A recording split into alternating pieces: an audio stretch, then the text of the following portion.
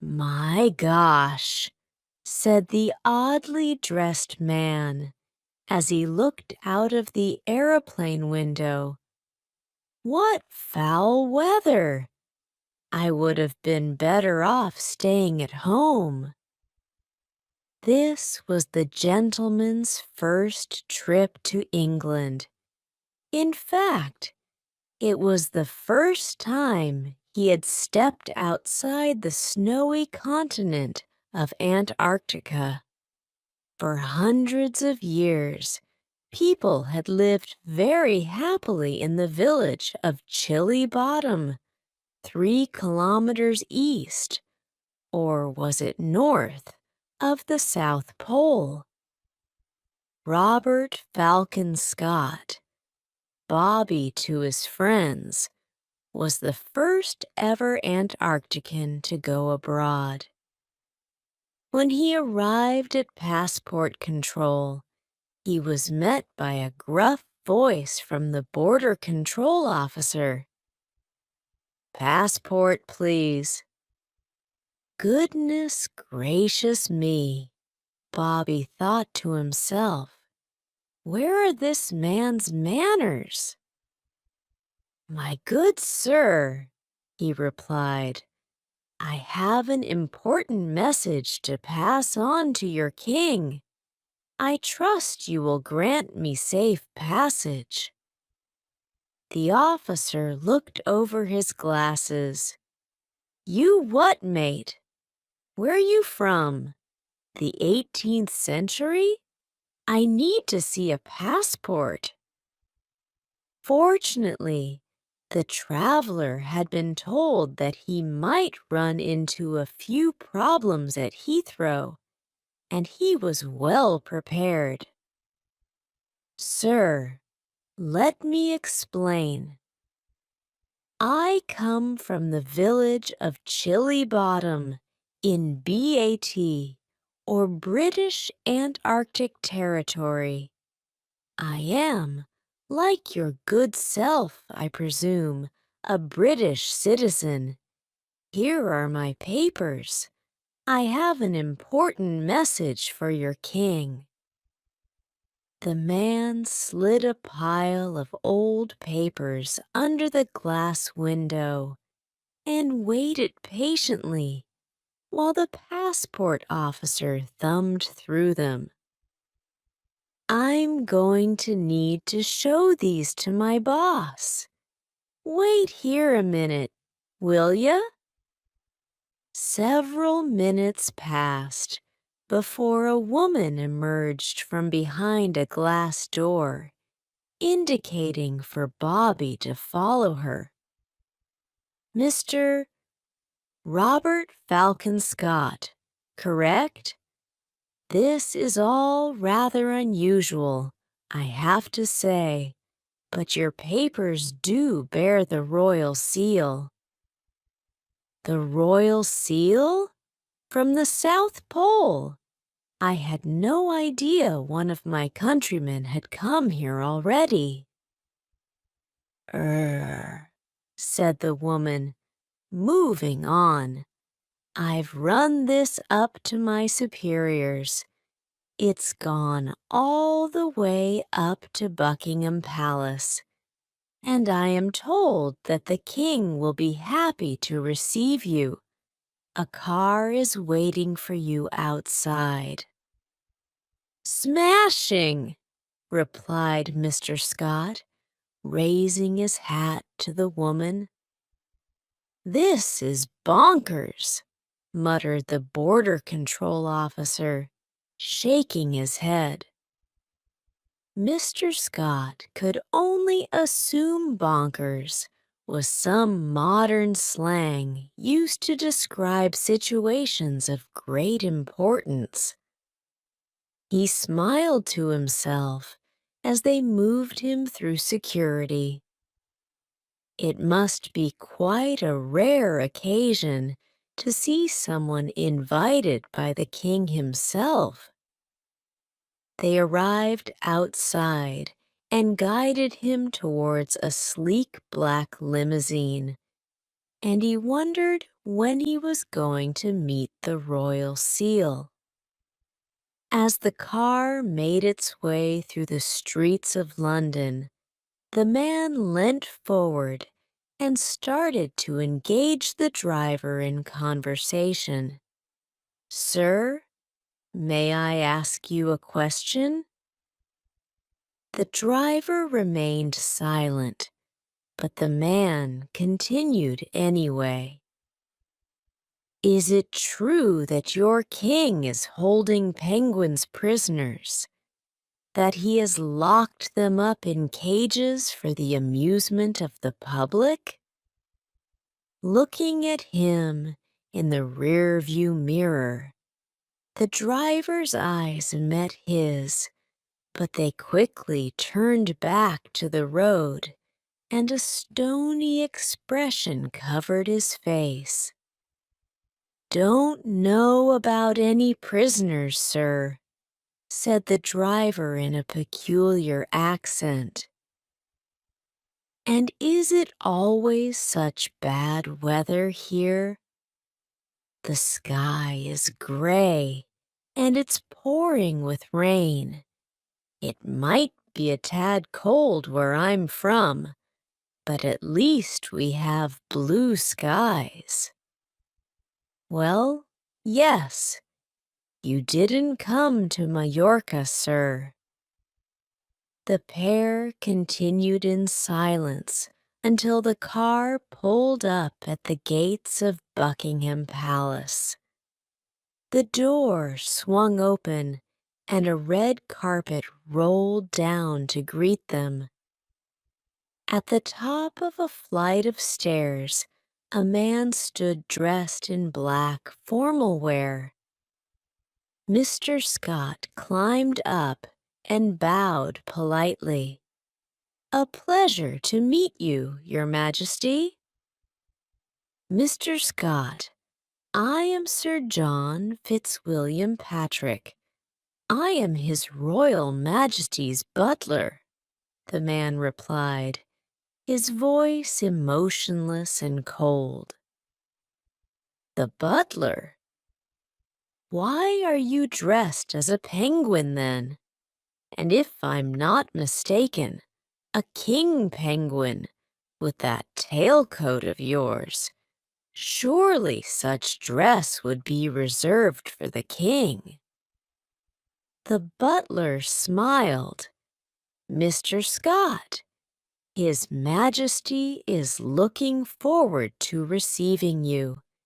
He will do so tomorrow morning at 9 o'clock sharp. In the meantime, I have been told to make you comfortable and to show you around. A footman will take your belongings up to your room. Please, follow me. We will sit a little and take tea." They settled into armchairs in a carpeted drawing room, and servants worked around them, pouring tea and offering plates of some snow-colored food. "Mr. Scott, could I be so bold as to ask you to tell me a little bit about life in Chilly Bottom, was it not?" The Antarctican took a bite of the food. How odd! It tasted nothing like snow, and crossed his legs.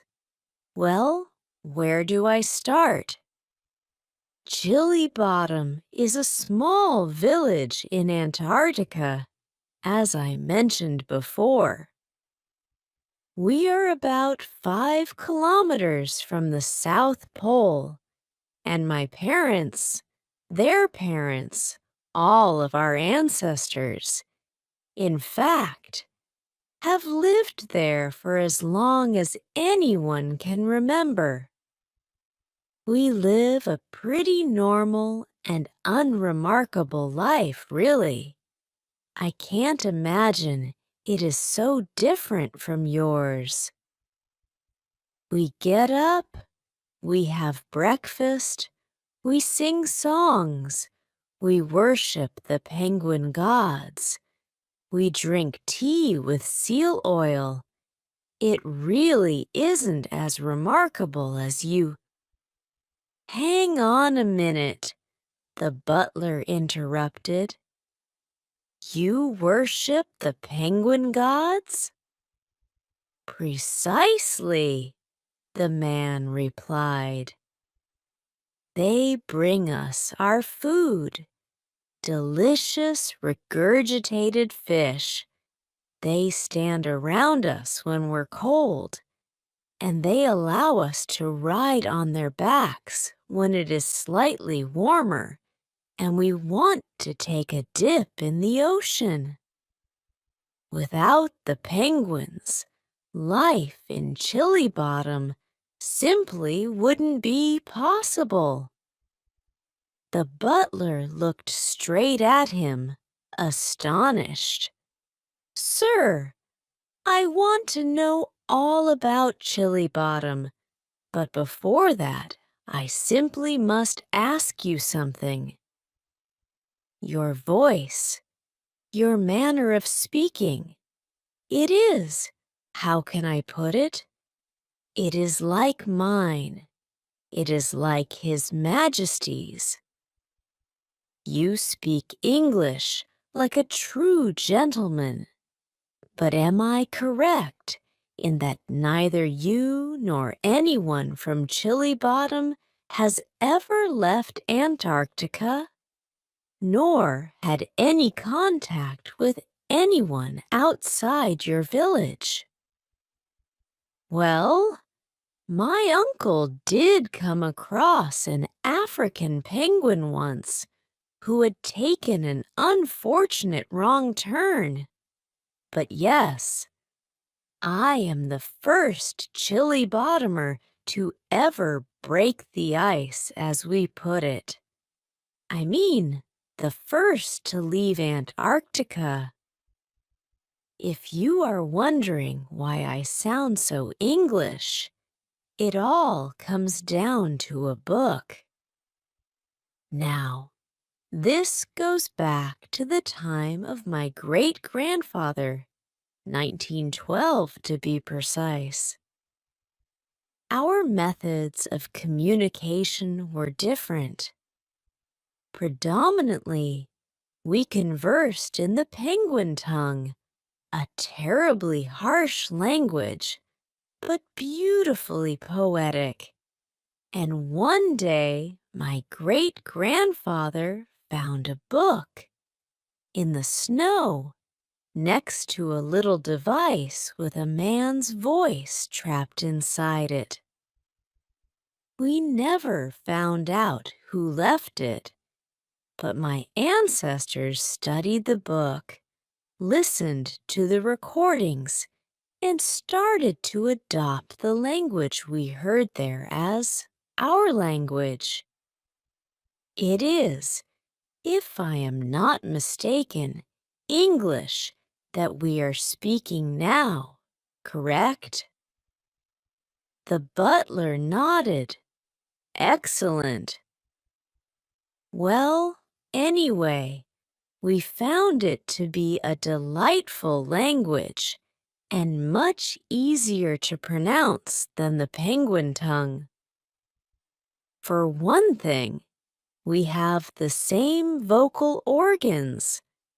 So I was brought up speaking English by my parents, and as a little nod to the author of the book, I am called Robert Falcon Scott, as is my brother, my sister, and in fact, everyone in Chili Bottom.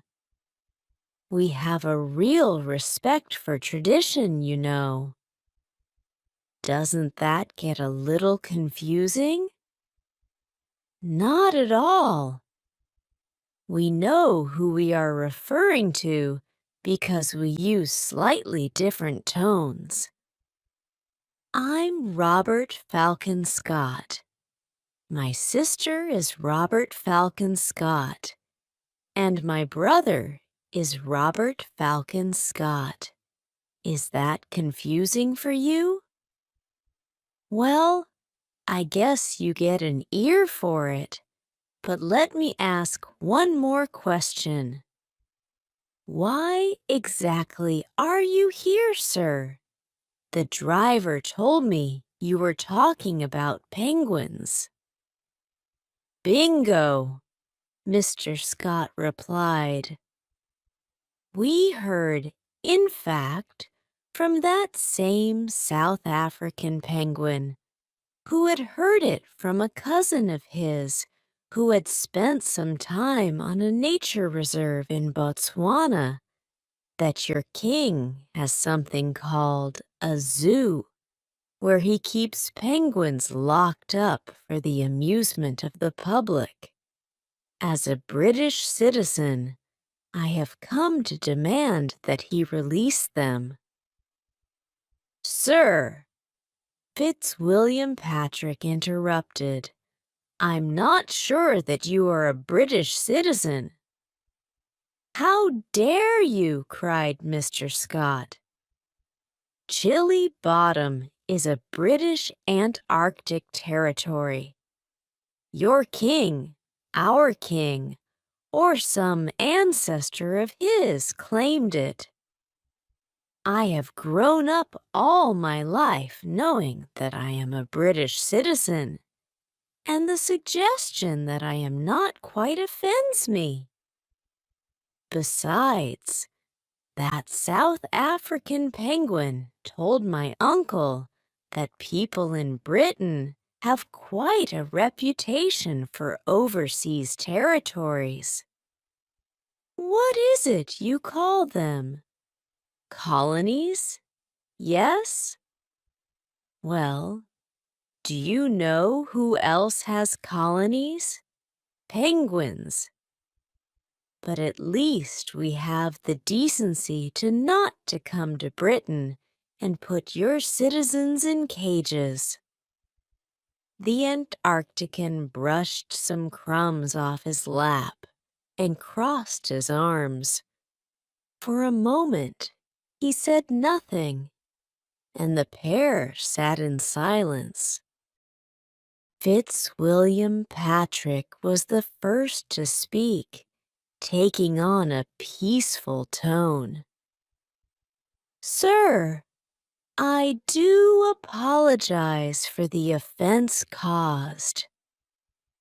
Let me reassure you that the king is looking forward to meeting with you tomorrow. In the meantime, let me show you something of the city. It is your first time in your home country, after all. Very well. Their first stop was the Royal Oak, a pub a couple of minutes away from the palace.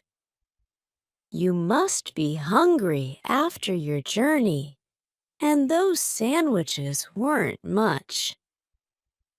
Fitzwilliam Patrick placed 2 pints of beer on the table. Shall we grab a bite to eat as well? Have you ever tasted fish and chips? It is something of a cliché, but they do it rather well here. His Majesty will pay for it. The Antarctican nodded, took a large sip of beer, and immediately spat it out. What rubbish is this? He exclaimed. It has no fizz. It is completely flat. It's English beer, Fitzwilliam Patrick explained. I'm guessing you're more of a lager man. Henry, could you pour my friend a pint of Kronenberg? It is French, he whispered, and His Majesty has a bit of a thing about us not buying British. But I don't see a problem as long as we keep this between the two of us. Don't you agree? Now where was I? Ah, yes. Henry, 2 fish and chips too, please, and make it snappy. Snappy! That was another new word, and from the way Fitzwilliam Patrick snapped his fingers, he could see it meant fast. Now that they'd settled down, Mr. Scott looked around with interest. All around, there was ugly carpet, sticky furniture, and drunk old men.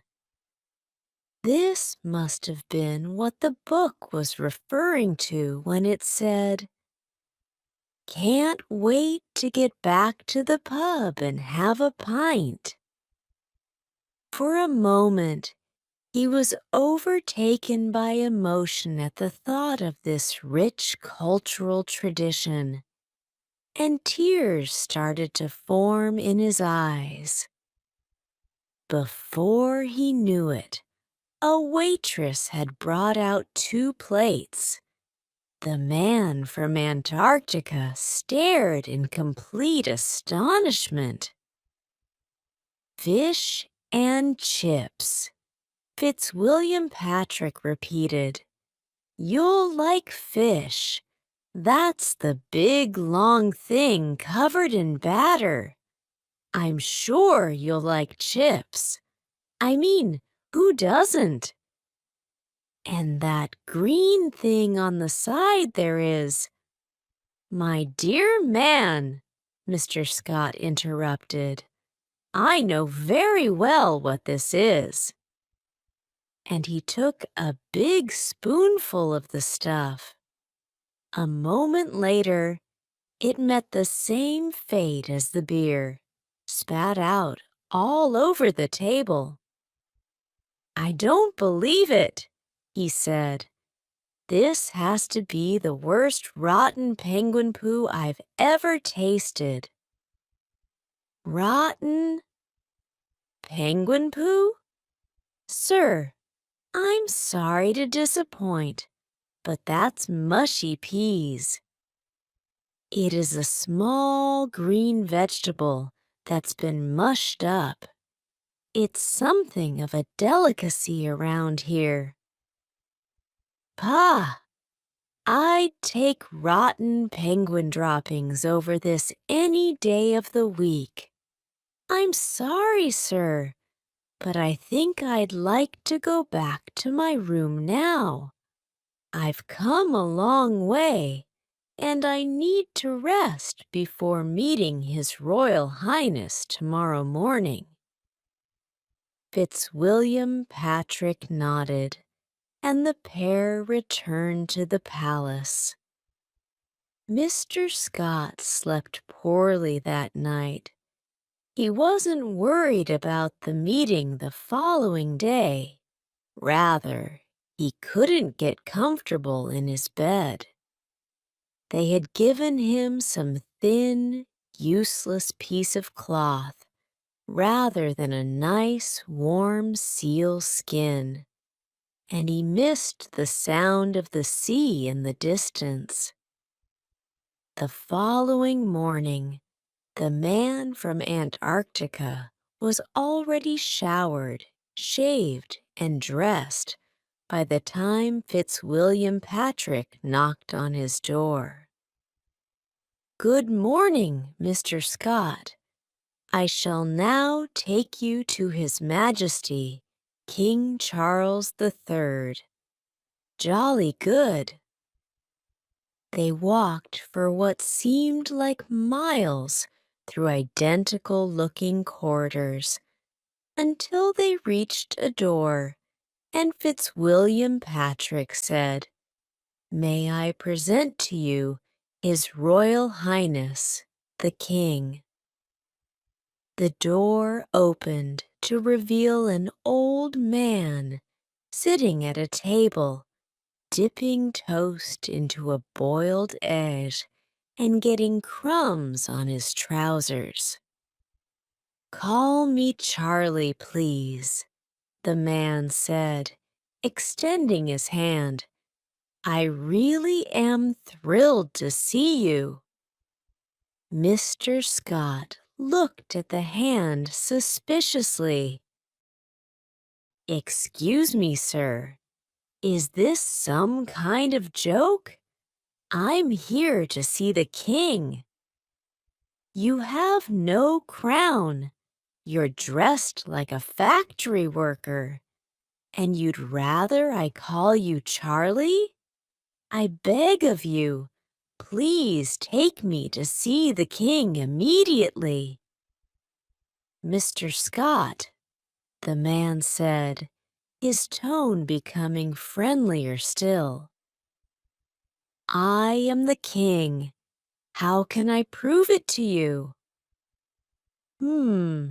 I know. Wilkins, he said, motioning to one of the men guarding the door. Come over here for a minute, would you? Wilkins, please open your wallet and show the gentleman a banknote. The man carefully took his wallet out of his pocket and pulled out a piece of paper, handing it to his master. This is a 10-pound note. Take a good look at it. He passed it to his guest. Notice anyone familiar? He added with an artificial smile. Mr. Scott furrowed his brow, looking down at the note and then up at the man standing opposite him. You do look very similar to the fellow on there, I have to admit. It's just all a bit unexpected. I thought you would be, how can I say, different. No matter. Your Majesty, I am from the village of Chilly Bottom. I am one of your loyal subjects, and I am here with an important request to make of you. With this, his voice grew sterner. Release the penguins. The king looked surprised and then gave a small laugh. Release the penguins? And which penguins might you be referring to? Your Majesty, do you or do you not have a park in the city called Regent's Park? Well, there is a park called Regent's Park, but it isn't exactly mine. And in this park, are there or are there not penguins being held captive, forced to do tricks for the amusement of the common man? The king looked puzzled and turned again to one of the footmen. Wilkins, didn't you take your son to the zoo for his birthday a few weeks ago? Do you know if there are any penguins there? Yes, sir, there are. They feed them twice a day. Wonderful show they put on. My son absolutely loved it, the footman responded, evidently pleased to be involved in something other than opening and closing doors. Well, Mr. Scott, there's your answer. There are penguins, but I think it's a bit much to say that I am keeping them captive. The zoo really isn't anything to do with me. Why is it that you are so concerned about them, may I ask? Have you really come all this way to ask me this question? If you have, I am awfully sorry that there is nothing I can do." Mr. Scott then proceeded to tell the king the same story he had told Fitzwilliam Patrick the previous evening, how they worshipped the penguins as gods, how they had learned English from a book found in the snow, and how the news of the penguins at London Zoo had made it all the way to Chilly Bottom. The king was very interested. As he listened, he furrowed his brows and stroked his chin. "You know, my dear Mr. Scott," he said, smiling, "I think there might be something we can do. I'm going to have to speak with my legal advisors, naturally, but I just think I might know a way to resolve this problem. Leave it with me, but we must meet again tomorrow, 8 a.m. sharp." The following morning, the Antarctic traveler rose bright and early and made his way to the king's breakfast room through a maze of corridors. When he opened the door, he saw the king wearing the same clothes, unshaven, with a mad look in his eyes. Papers covered the table, and several old leather-bound books were piled up on chairs nearby. The king spoke quickly. "My dear Mr. Scott, may I call you Bobby?" "Bobby, I think we have it." "You may know that the king is the legal owner of all swans in the country, but did you know that he also can grant himself ownership over any bird in the British Empire if there is a valid ecological or theological reason for it? The law dates back to 1314, but my advisors have told me that it has never been changed. This means, my dear boy, that we have a solution. You and the residents of Chilly Bottom are my subjects.